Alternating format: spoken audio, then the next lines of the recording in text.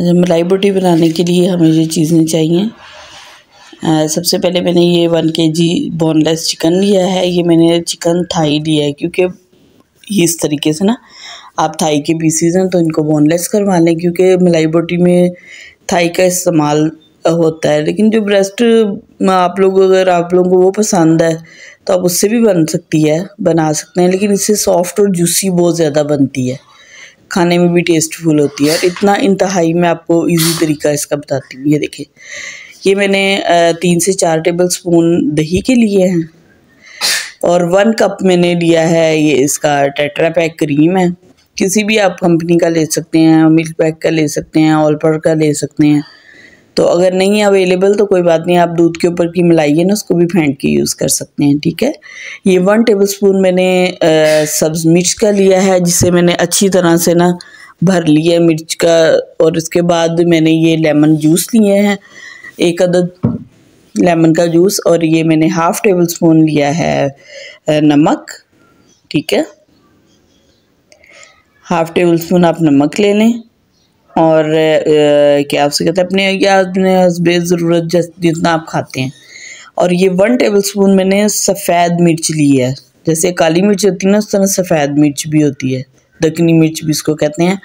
1/2 tablespoon मैंने काली मिर्च ली है, 1/2 टेबलस्पून मैंने दारा मिर्च ली है और 1 टेबलस्पून मैंने खाली जो है लहसुन का पाउडर लिया है। अगर आपके पास लहसुन का पाउडर नहीं है तो कोई बात नहीं, आप पेस्ट ले लें, कोई मसला नहीं है। वो 1 टेबलस्पून आप ले लें, घर का पिसा हुआ लहसुन।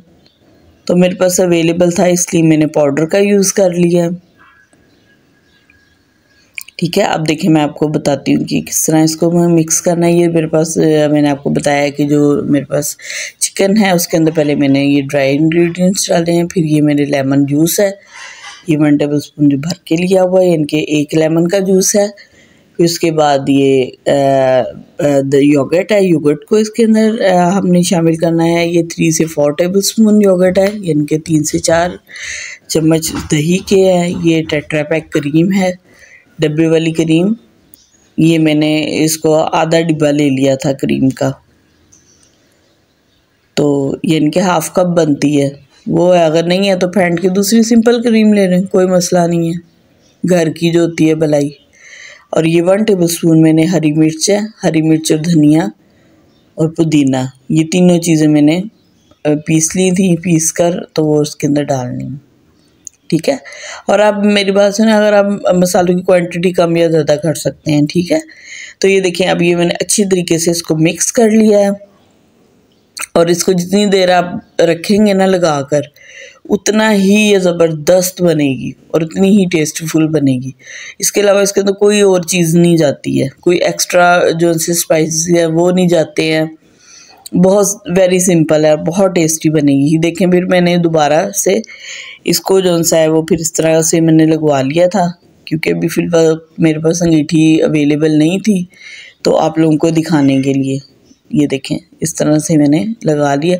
हाँ जी, और एक और बात मैंने आपको बतानी है कि जब आप लगवाएं और जब हाफ डन हो जाए तो इस तरह से कट लगाने हैं अपने ना नाइफ़ के साथ, ऐसे नाइफ़ के साथ कट लगाएं, उतनी ही अंदर तक पकेगी, कच्ची नहीं रहेगी और जूसी बनेगी, ठीक है।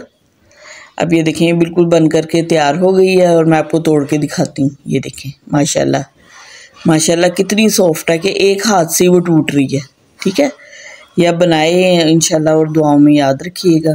ओके फिर